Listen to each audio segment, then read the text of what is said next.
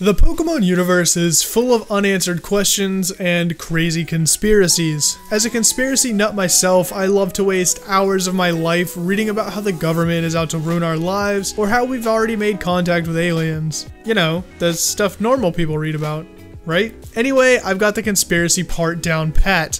I just need someone to help me out with the theorizing. So I enlisted the help of my friend, Hoops. I swear it's not because Hoops rhymes with Whoops. What's up everybody, I'm HoopsandHipHop, or as Whoop said, you can just call me Hoops. Today I'm going to be joining Whoop to talk about some crazy conspiracies set in the Pokemon universe. Remember though that not all conspiracies are fact, and oftentimes they're not even really true at all. Yeah, it's just something fun to look at, and it's some nice food for thought, you know? Anyway, let's get right into the video. Rolling, I can never get enough. I've been up too long and I way too drunk, but we straight up in it and we feeling. Alright, so our first theory actually originates from the Pokemon anime. Specifically, episode 2, after the events of episode 1 happened and Pikachu was badly wounded.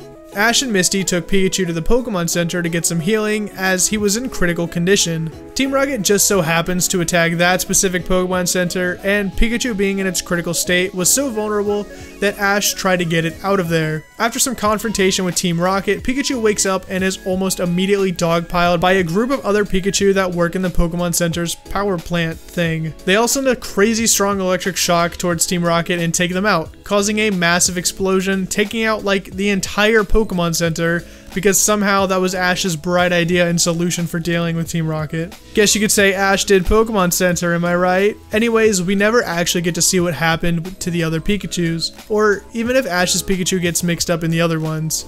So Lavender Town itself is a pretty crazy town known for some pretty crazy things, since it's a very mysterious place. I'm pretty sure everyone knows the story about Blue's Raticate and how you are supposedly the one who actually killed it. If you don't know, or somehow you had missed that theory, basically it goes that while you were on the SSN battling your rival, you actually ended up killing his Raticate. This is the last place where we end up seeing it, and the next place we meet our rival is in the Pokemon Tower, where we know that deceased Pokemon are buried. However, it is completely possible that our rival was there for the same reason we were, which was just passing through. Clefable and Gengar have been often thought of as counterparts to each other, as they have relatively similar designs. We know Clefable is the happy fairy type now, but back then it was just a normal type. Gengar is obviously a ghost type, and what better place for a ghost to lurk than in the shadows? It's really not a far-fetched idea to think that it could in some way be related. I mean, same generation of Pokemon and everything. Not to mention that Clefable and Gengar, up until recently, didn't have any stab moves that could hit the other, because they were opposite typings. This might not seem like much, but have you ever tried hitting your own shadow? It doesn't really work out too well. How could we make a video on conspiracies within Pokemon and not talk about the Pokemon War? Did you ever think it was odd that your dad was never around in the game?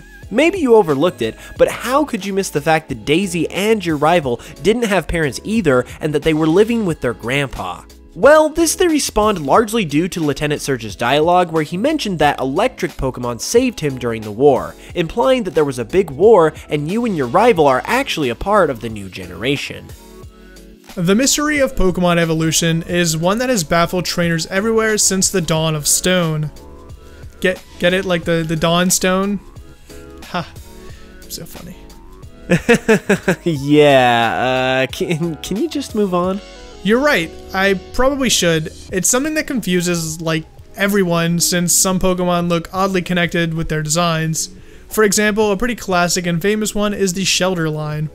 Shelter evolves to Cloyster, Cloyster dies and becomes a Ghastly, then a Haunter, and finally a Gengar. I attribute this one purely to designs, but I must say it does line up quite nicely.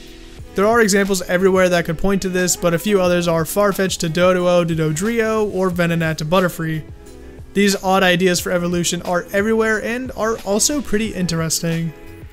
Alright, that's going to wrap up the video, guys. I hope you did enjoy, and if you did, a like rating is greatly appreciated. Subscribe for more Pokemon content, and head on over to Hoops' channel, where we talk about some pretty controversial Pokemon opinions.